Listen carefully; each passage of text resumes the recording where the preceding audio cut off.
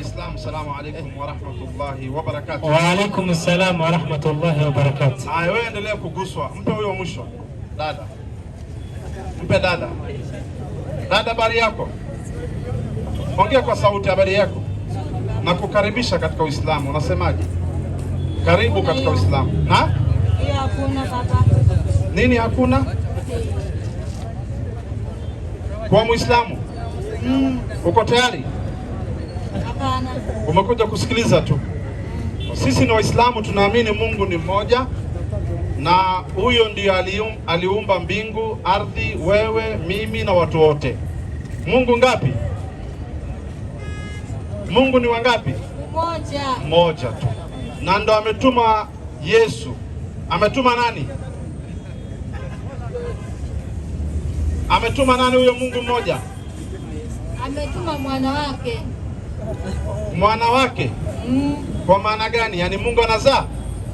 Mungu? Mungu ni kila kitu. Mungu ndio anaweza kila kitu. Akisema azae, anaweza kuzaa. Wewe unazaa? Kwa sababu mimi nazaa. Na Mungu anazaa? Mungu ndio hai. Nimekuuliza hivi, sijakuuliza Mungu wako wapi. Nimekuuliza tu, Mungu anazaa ama hazai? Mungu ako na uwezo. Sijauliza ako na, nasema hivi, ngoja nirudie. Sijauliza ako na nini.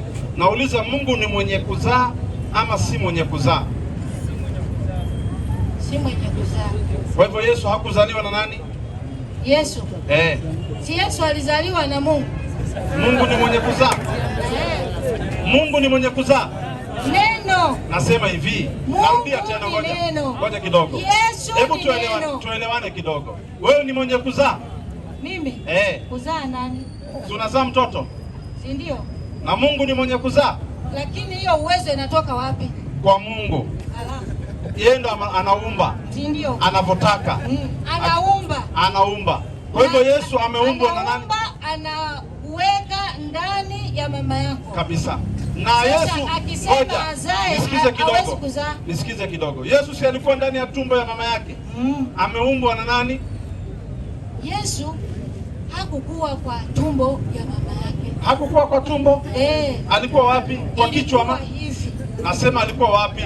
Mungu. Ngoja. Kwa Mariamu wakati alikuwa mjamzito. Amebeba. Ilikuwa mfano. Lakini Yesu, kwa hivyo ni uongo, si ukweli? Hakuzaliwa na Mariamu. Lakini umesema hivi. Ngoja kidogo. Umesema Yesu hakuzaliwa na Mariamu. Yesu. Kwa hivyo Mariamu si mama ya Yesu. Wacha nikwambie. Yesu alizaliwa na Mariamu. Si ndio? Kwa hivyo Mariamu ni mama yake. Vile hivyo. Mariamu ni mama yake. Si ndio? Mama ya nani? Ya Yesu. Kwa hivyo Yesu akiona Mariamu anaita nani? Anamuita mama. Na akiona Mungu ni baba yake. Baba yake na mama yake wakionana wanaitanaje?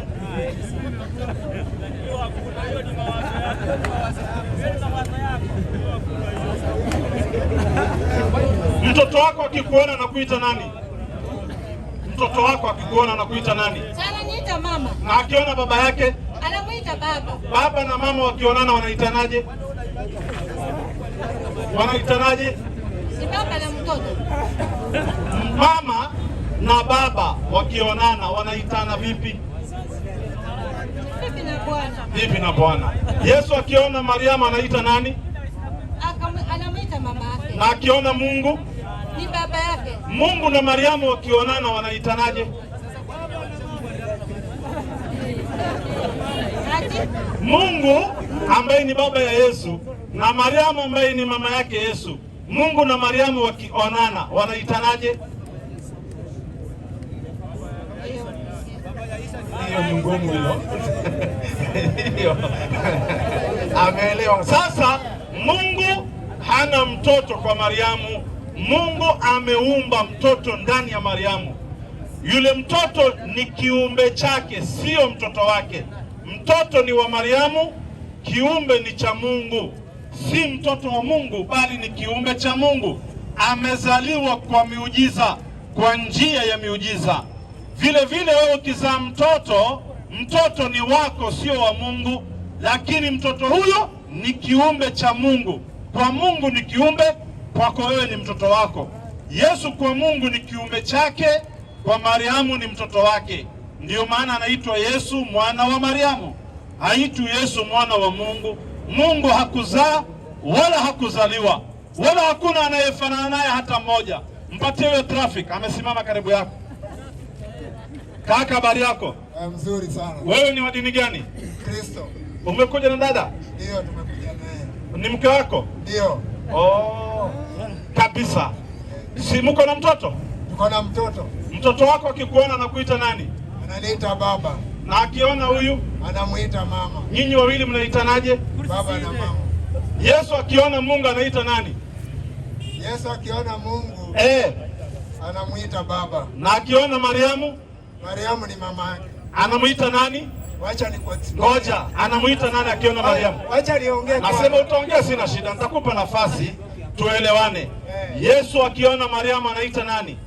Yesu akiona Mariamu anamuita mama. Na akiona Mungu Yesu anamuita baba. Mungu sasa akiona Mariamu anamuita nani? Mungu akiona Mariamu anamuita nani? Hawezi muita kitu. Wananyamaziana. Acha nikasirika. Wewe sikia. Sijakasirika. Wewe ukiona huyu unaita nani? Wewe ukiona huyu mama unaita nani? Acha kwanza nieleze. Anaelewa. Unatengenezea Mungu family tree. Sikia. Acha nieleze. Eleza. Ukiangalia katika kitabu cha John chapter 3:16 inasema nini? Inasemaje? Inasema nini? Inasema hivi, mpe mimi nakusomea tu. Kwa maana jinsi hii Mungu aliupenda ulimwengu hata akamtoa mwanawe pekee, ili kila amwaminie asipotee, bali awe na uzima wa milele. Mpe. Nimekusomea bila kuangalia. Shida yako ni gani? Kwa hivyo alimtoa mwana wake wa pekee. Wa pekee. Sina shida. Nasema hivi, sijakataa. Yesu ni mwana wa nani? Yesu ni nimesema nini? Sina shida. Mimi sijakataa. Nasema hivi, si unakubali Yesu ni mwana wa Mungu? Na akiona Mungu Yesu anamuita nani? Nani? Yesu akiona Mungu anamuita nani? Anamuita baba. Na akiona Mariamu? Mariamu ni mama yake. Atamuita nani? Acha nikumpe. Ngoja, akiona Mariamu, Yesu. Mfano, ngoja kidogo. Wewe hutaki niongee. Sina shida, si umeongea? Acha niongee. Ongea sasa. Tafadhali. Yesu nini? Wakati Yesu alizaliwa, sisi ukiangalia Agano ya Kale, wakati Mungu walikuwa nini? Tuko Mungu Mwana, Mungu Roho Mtakatifu na Mungu Baba. Na Mungu Baba. Ati nini? Hebu rudia tena. Mungu Baba, Mungu Baba, Mungu Mwana, na Mungu Roho Mtakatifu. Hao ni ngapi? Watatu. Na Mungu ni ngapi? Mungu ni mmoja. Na hao ni wangapi? Wanatumika. Hao ni wangapi? Anaanza kuelewa. Anaanza kuelewa. Ngoja, Mungu ni ngapi? Mungu ni mmoja. Na kuna Mungu Baba, Mungu Mwana na Mungu Roho. Hao ni wangapi? Hao ni wangapi? Hiyo wanafanya kazi. Sawa, wanafanya kazi mara tatu, lakini sawa, sina shida. Wanafanya kazi mara tatu. Kuna yule Mungu Baba ambaye ni Yehova, kuna Mungu Mwana ambaye ni Yesu, kuna Mungu Roho Mtakatifu. Sawa, Hao ni wangapi? Kwa hivyo hao ni wangapi? Wanafanya kazi. Sijauliza wanafanya kazi gani. Hao ni wangapi? Tatu. Na Mungu ni ngapi? Mungu ni mmoja. Kwa hivyo kuna wawili fake hapo, sawa? Si fake. Si unaondoa kwanza unabaki na moja. Si fake. Kwa hivyo Mungu ni tatu. Sikiza, acha mimi niongee kwanza. Ongea. Lazima tumaini na swali ambalo acha mimi niongee. Ongea. Wakati Mungu alikuwa anaumba mbingu. Alikuwa anaongea na nani tafadhali? Alikuwa anaongea na nani? Jibu hiyo swali. Wakati alisema wacha tuumbe, tufanye mtu kwa mfano wetu, kwa sura yetu. Inamaanisha kwamba Yesu tujue nani alikuwa anaongea na nani. Mpe tusikie. Mpe huyo, some Imprimanto 1:26 kitabu cha Mwanzo. Tujifundishe kwa nini Mungu anatumia wingi. Tusiassume why God uses plurality ama plural. 1:26. Kisha huko nyuma mnyamaze. Huko nyuma mnyamaze. Tunafundisha mtu na bibi yake ndio wajue Mungu sio mtu na bibi yake. Mungu hana wife. Hiyo kusema Mariamu ni wife ya Mungu, hiyo hakuna. Mariamu hana uhusiano wowote na Mungu isipokuwa ni kiumbe. Kisha wewe mchungaji, napoongea na huyu, usipofunga hiyo domo yako unaondoka. Hatuja kuita hapa. Naongea na huyu, unaanza tena kuongea. Kwani how many ngoja. Huyu ataserve how many masters? Kwa nini unamuongelesha? Utatoka. Mimi nakwambia utatoka. Na kupiga marufuku kuingia katika hii mkutano. Utakaa nje kuliko uharibu. Kwa sababu wewe ni kama wale watoto unaoizimia kazi darasani. Wanakaa backbench huko wanapiga kelele. Usiona Boni tu amesimama kimya ana kelele. Ingawa ni baridi, ingawa na malaria leo hawezi ongea, amekaa tu amenyamaza.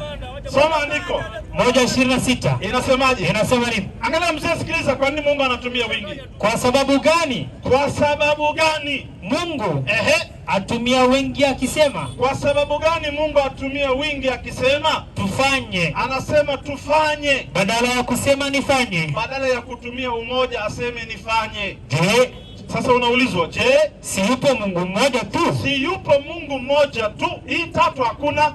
Mungu ni mmoja tu. Endelea. Kuna maana mbili. Kuna maana mbili za kueleza neno hilo. Kuna maana mbili ya kueleza kwa nini Mungu anatumia wingi. Endelea. Wataalamu wengine hueleza neno hilo kwamba, kuna wataalamu huo wanasema ya kwamba huenda Mungu alifanya shauri na malaika. Huenda Mungu alifanya shauri na malaika. Hiyo ni kauli ya kwanza. Kauli ya pili, maelezo ya namna ya pili yasema kwamba, maelezo ya namna ya pili ambayo ndiyo ya ukweli na ndiyo sahihi kabisa, inasemaje? Usemu huo wa wingi, usemu huo wa wingi, Mungu kusema tufanye, tuende, tufanye, usemi huo wa wingi ni usemi wa fumbo. Kwanza ni usemi wa fumbo, sio usemi wa idadi. Sio Mungu ni wawili ama ni watatu, ni usemi wa fumbo. Endelea. Wataka kutuonyesha. Unataka kutuonyesha. Fumbo hili ni la kutuonyesha sisi wanadamu ya kwamba utukufu, ukubwa, cheo na utajiri wake Mungu. Mpe. Unaona, hiyo wingi ni wingi wa fumbo. Unataka kutuonyesha ukubwa, utajiri, cheo cha nani? Cha Mungu, sio wingi wa idadi. Ndio katika lugha ya Kiingereza inaitwa majestic plural. Katika lugha ya Kiarabu inaitwa jam'u ta'dhim, wingi wa ukuu, sio wingi wa idadi. Ndio maana ndio inaitwa royal we. Mfano Ruto, kwa sababu he is the supreme leader of the country, anaweza akatumia wingi wakati msemaji ni moja. Ukamwendea wewe mtu mmoja, ukamwambia bwana His Excellency nataka kazi, wala akwambie nitaangalia, hata sema hivyo, atakujibu tutaangalia.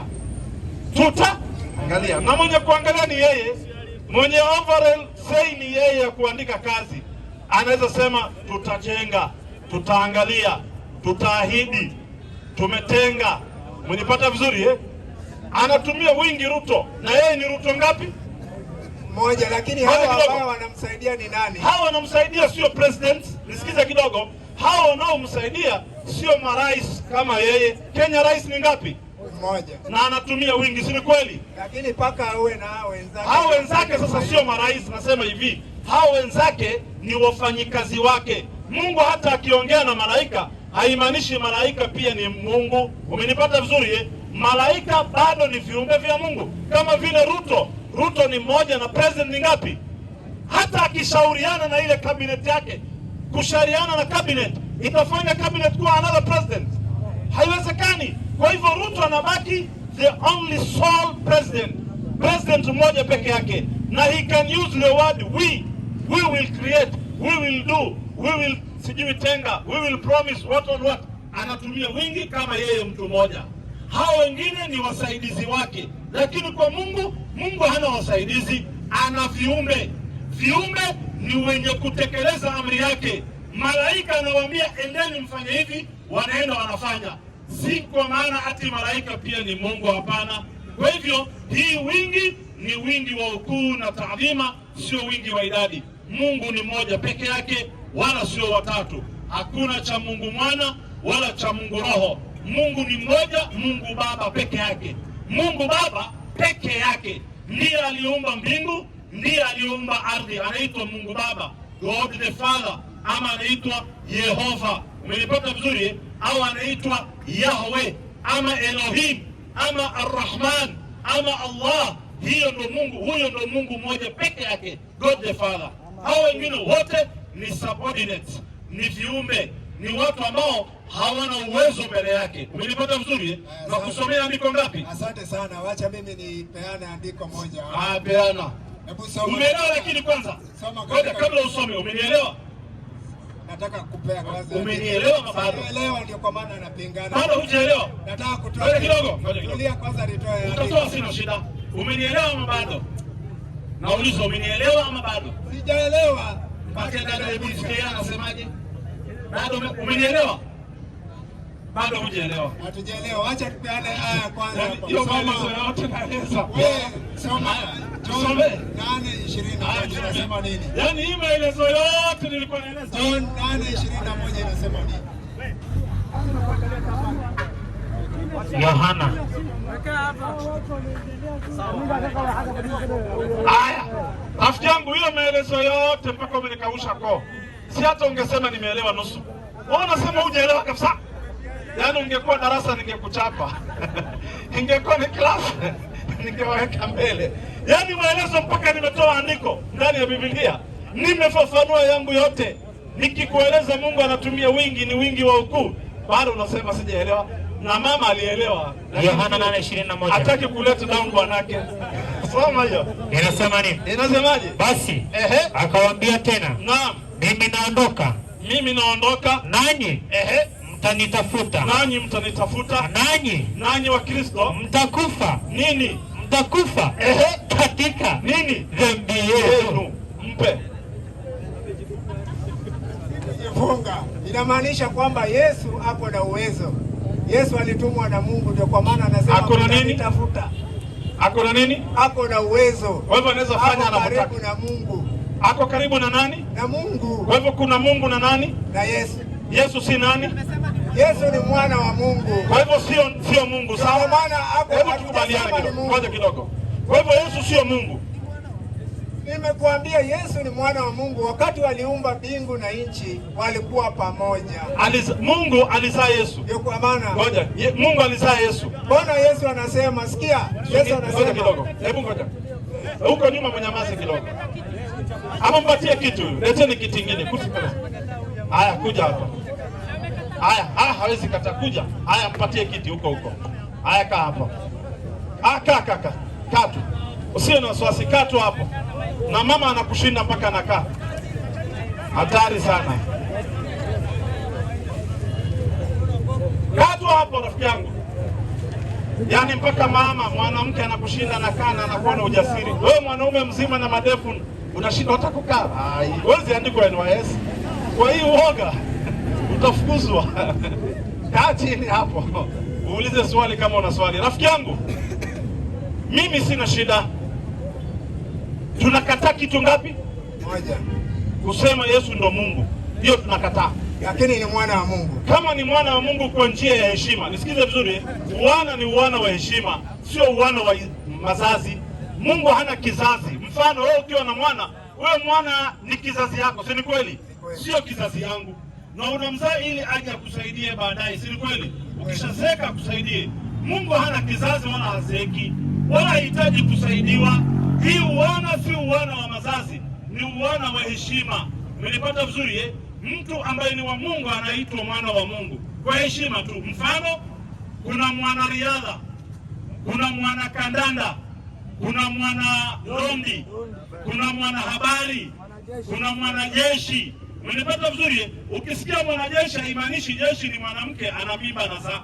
Umenipata vizuri? Ni mwanajeshi kwa sababu amejihusisha na mambo ya jeshi. Mwanariadha amejihusisha na mchezo wa riadha. Mwanadondi ni yule amejihusisha na mambo ya boxing.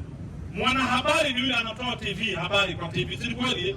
Haimaanishi TV ambayo inatoaga habari na zaaga mtu ndio akaitwa mwanahabari. Na kuwa baba haimaanishi wewe ni mzazi. Hata Raila alikuwa ni baba lakini hakutuzaa. Umenipata vizuri? Kuna baba wa nchi hizi ni lugha ya heshima tu, lugha ya heshima. Mtoto akiwa anapita barabarani na ameanguka, namchukua na kumwambia mwanangu, hebu simama, na sio mimi nimemzaa, ni uwana wa heshima. Hata wewe ukiona mtoto wa jirani unamuita mwanangu, si kweli? Na huku mzaa wewe, ni ile heshima tu. Kwa hivyo Mungu kuitwa baba ni jina ama sifa ya heshima, na Yesu kuitwa mwana ni mwana wa kiheshima, sio wa kizazi. Mungu hakuzaa wala hana mke. Kama vile wewe huwezi pata mtoto mpaka uwe na mke, si kweli? Mungu hana hiyo. Sasa hiyo lazima awe na mke ndio apate mtoto. Hana hao. Hata wewe unaitwa mwana wa Mungu, na Yesu pia anaitwa mwana wa nani? Wa Mungu. Hii ni uwana wa kiheshima. Tukiangalia ID yako haijaandikwa Mungu, imeandikwa baba yako, na wewe unaitwa mwana wa Mungu. Kwa nini siandikwe Mungu hapo? Na mbona usiklaim kila kitu hapo useme ni ya baba yangu? Uzunguke kila mahali useme hii nyumba, kwa sababu kila kitu si ya Mungu. Na wewe si mtoto wa Mungu. Mbona usiseme hii ni yangu, hii ni yangu, kwa sababu Mungu ni baba yangu? Utafungwa. Hiyo haiwaki. Umenipata vizuri eh? So hii ni uwana wa kiheshima, sio ya kizazi. Tunakataa kabisa Yesu kuwa Mungu kimaandiko na kihoja. Yesu hawezi kuwa Mungu kwa sababu ni mwanaume. Mpatie msomaji, sio huyo. Boni tulia kidogo. Luka 24:19 andiko moja. Luka 24:19. Sikiliza hiyo andiko. 24:19. Na kama kuna mtu ana swali aulize. Inua mkono. 24:19. Mwenye swali ainue mkono. Nikimaliza hiyo andiko, mwenye swali ainue mkono. Soma hiyo andiko. Inasema nini? Akamuuliza, mambo gani? Mambo gani hiyo? Wakamwambiaje? Mambo ya nani? Ya Yesu. Mambo ya Yesu wa Nazareti. Tena ni wa Nazareti. Aliyekuwa mtu. Ni mtu, sio Mungu. Aliyekuwa ni nani? Mtu. Alikuwa ni mtu, si Mungu. Endelea. Nabii. Tena cheo chake ni nabii. Ni mtu nabii. Endelea. Mwenye uwezo katika kutenda na kunena mbele za Mungu na watu wote, mbele ya watu wote. Kwa hivyo yeye alikuwa ananena mbele za Mungu na alikuwa anapewa uwezo wa kufanya miujiza, na miujiza hizo inadhihirisha kwa yeye ni nabii, sio Mungu, ni mtu. Nani ana swali? Mwenye swali ainue mkono. Nani ana swali? One. Nani mwingine? Wa pili Boni. Nani mwingine ana swali? Tatu. Mimi ndo mwenye kuchagua mwenye atauliza. Nani mwingine ana swali? Nani mwingine ana swali? Nani mwenye swali? Juma wa 4. Juma speaker. Nani huyo? Ni speaker. Juma nani? Hebu mpe Juma. Juma ni huyo? Alikuja mapema. Mpe Juma aulize swali. Mwalimu. Kulingana na hili andiko. Kunaye mwingine alikuwa na uwezo wa kuongea mbele ya Mwenyezi Mungu na watu wote. Kunaye mwingine mwenye uwezo, mwenye alikuwa na uwezo kama ya Yesu kuongea mbele ya Mungu na watu wote. Kunaye mwingine mwenye uwezo wa kuongea mbele ya Mungu na watu wote. Ndio unauliza hivyo? Hivyo ndio nimeuliza. Sasa nisikize vizuri sana na kujibu. Sawa. Mpe huyo. Luka 2:70 kama sitakosea. 2:70. Manabii wote walikuwa ni watakatifu wenye uwezo kuongea mbele ya Mungu kwa sababu walikuwa wanatoka kwa Mungu. Yohana alitoka kwa Mungu. Yesu ametoka kwa Mungu. Musa ametoka kwa Mungu. Kwa kuwa walitoka kwa Mungu, walikuwa wanaongea ya Mungu. Soma hiyo. Luka 2. 77. 1:70. 1:70. Sio 2. 1:70 inasema. Inasemaje? Kama alivyosema tangu mwanzo. Kama Mungu mwenyewe alivyosema tangu mwanzo. Kwa kinywa. Alikuwa anaongea kwa kinywa cha manabii wake. Kwa hivyo manabii walikuwa wanasema mbele ya Mungu kwa sababu ni Mungu anasema ndani yao. Kwa hivyo sio Yesu peke yake. Manabii ni wengi, sio nabii. Manabii ni wengi. Na haya Yesu kathibitisha. 5:24 Yohana 5:24. 5:24. Kwa hivyo manabii ni wengi, walikuwa wanasema mbele ya Mungu na Mungu anasema ndani yao. Sio Yesu peke yake. Jesus is not the only prophet. He is not the last prophet. Yeye sio nabii pekee na sio nabii wa mwisho. Yeye ni miongoni mwa manabii. He is among the prophets of God. Soma hiyo. Amina, amina waambia. Yesu anasema amina, amina waambia. Yeye alisikia neno langu. Yeye aliyesikia neno langu na kumwamini. Na kumwamini. Yeye aliyenipeleka. Aliyenituma. Na uzima wa milele. Kwa hivyo sio Yesu peke yake unamwamini, unafaa kumwamini aliyemtuma pia ndio upate uzima wa milele. Kwa hivyo kila aliyesema maneno ya Mungu amefundishwa na Mungu na maandiko yako mengi. Haya, nani wa pili ana swali? Wa pili, next. Mpe huyo mwisho. Haya, uliza swali. Mimi ndo nachagua mwenye kuuliza. Kalia huyu. Mwalimu, niko na swali. Uliza. Kuna mahali hapo sikuelewa. Kuna kitu hujaelewa. Umesema ni 3 in 1. Sisi ndo alisema. Sisi tunasema Baba, Mwana na Roho Mtakatifu. Ni sawa. Katika Qur'ani imekuja katika lugha ya Kiarabu, sio? Naam. Ara ako na majina 99. Hakuna ara. Sio hakuna. Unasema aje? Ni matamshi sawa penye natoka. Ara sio ara. Usema haya, hiyo yenye nimesema. Sema Allah. Ushashika. Sema Allah. Mbona ako na majina? Ngoja, sema Allah. Hiyo sawa. Ushaeleweka. Haya. Mbona ako na majina 99 na ni Kiarabu? Ni sifa. Mungu ni mmoja lakini ako na majina mingi katika Kiarabu. Ngoja kidogo. Kuna jina na kuna sifa. Mwenyezi Mungu hana sifa moja peke yake, kwa sababu sio non-existent. Hebu nisikize basi. Jina huwa inatokana na sifa. Ukisikia jina inabebanga sifa ya huyo mtu. Ukisikia jina mfano kama gani? Ar-Rahman, maana yake mwenye huruma. Mnipata? Mwenye kurehemu. Kwa hivyo akiwa na huruma ndo anaitwa Ar-Rahman. Mnipata vizuri? Ar-Rahim, mwingi wa rehema. Al-Ghaffar, mwenye kusamehe. Mnipata vizuri? So Mwenyezi Mungu sio non-existent, sio kama mawe. Mawe ina sifa moja tu ya mawe. Mnipata vizuri? Haina sifa nyingine. Lakini Mungu ana-exist, ana sifa nyingi sana, na baadhi ya sifa zake ni 99. Sio tu ati ana sifa 99 peke yake, hapana. Ana majina 99 iliyotokamana na baadhi ya sifa zake 99. Moja katika sifa yake ni kuwa mwingi wa rehema, anaitwa Ar-Rahman. Mwingi wa huruma, Ar-Rahim.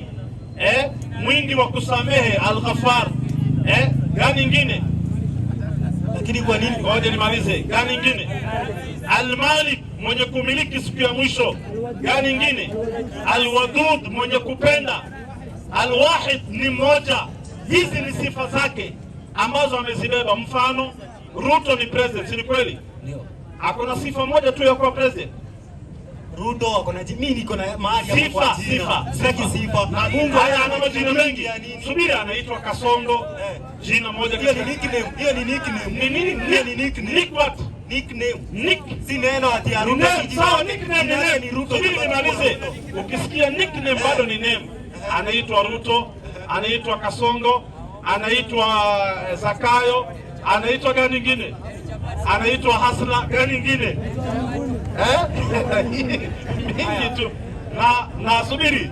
So hizo ni majina iliyotokana na sifa zake. Mwalimu, hapo kuna mahali unatuchanganya. Nickname unaitwa kulingana penye tuseme, for example, niseme wewe ni mbishi, tutakupandika jina mbishi. Maana sifa yako unabisha. Sasa Mungu, ukiwa unaendesha gari unaitwa nani? Dereva. Hiyo ni jina. Kulingana sifa yako, ile kazi ambayo unafanya. Sasa Mungu ana majina 99. Mungu kwa ile kazi anafanya ndo anapewa jina ya hiyo kazi. Mfano, akiumba anaitwa nani? Muumbaji. Sawa Mungu si anaitwa Yehova? Yehova, hiyo ni jina yake. Mbona mnamhitaji muumbaji? Kwa nini mnamuita muumbaji? Muumbaji aliumba, hiyo ni ile kazi alifanya. Jina yake. Sasa hii muumbaji kwa Kiarabu inaitwa Al-Khaliq. Mmenipata vizuri ambayo maana yake ni muumbaji.